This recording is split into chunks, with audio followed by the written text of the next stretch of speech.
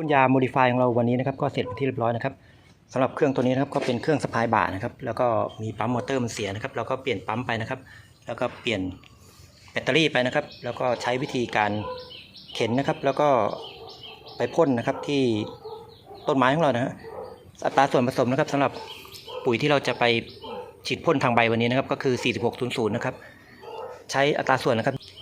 20 ซีซีนะครับต่อน้ำ20 ลิตรนะครับของเรานะครับใช้25 ซีซีนะครับต่อน้ำ25 ลิตรเลยเพราะว่ามันเกิน